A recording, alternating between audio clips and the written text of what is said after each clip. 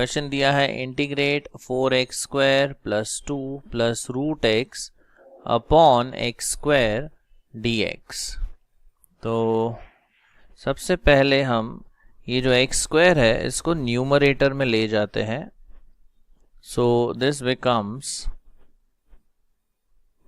4x² + 2 plus, अब √x को हम लिख सकते हैं एज x⁻², सॉरी इधर आएगा x⁻², और x² अगर हम न्यूमरेटर में ले जाते हैं इट बिकम्स x⁻² dx। अब यहाँ 3 टर्म्स है और तीनों को हम मल्टीप्लाई करेंगे x⁻² से। तो सबसे पहला टर्म आएगा 4 into x⁻², ना x² into x⁻², तो ये हो जाएगा x⁻² -2 plus 2 times x⁻² plus x⁻² -2 dx। तो यहाँ पर हमने लॉज ऑफ इंडाइसेस यूज किए हैं। अब ये 2 - 2 ये तो हो जाएगा 0।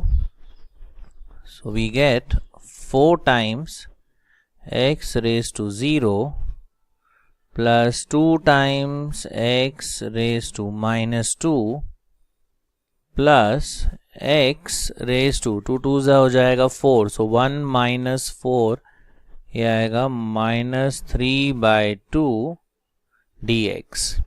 अब x⁻0 होता है 1, सो बेसिकली फर्स्ट टर्म है 4 times 1 that is 4 plus 2 times x⁻² plus x⁻³ dx। अब हम इन्हें इजीली इंटीग्रेट कर सकते हैं ये तीनों टर्म्स को। पहला टर्म कांस्टेंट है दैट इज 4, तो इसका इंटीग्रेशन आएगा 4 times x plus 2 times x⁻², ना -2 + 1, x⁻n वाला फॉर्मूला यूज करना है। सो x⁻² + 1 ये हो जाएगा -1 अपॉन -1 प्लस x⁻², ना -3/2 + 1, देखिए सो -3/2 + 1 ये हो जाता है -½ तो ये हो जाएगा x⁻² अपॉन -½ प्लस c। अब फर्दर अगर हम सिंप्लीफाई करते हैं वी गेट 4x, ये पॉजिटिव और नेगेटिव यहाँ नेगेटिव हो जाएगा 2 टाइम्स, ना x⁻⁻1 को हम लिख सकते हैं 1 अपॉन x, तो डिनोमिनेटर में x आ जाएगा। ये जो हाफ का जो डिनोमिनेटर वाला 2 है वो जाएगा न्यूमरेटर में, सो -2 टाइम्स, इसका भी अगर हम रेसिप्रोकल करते हैं अपॉन में अगर ये ले लेते हैं तो ये हो जाएगा x⁻½ प्लस c।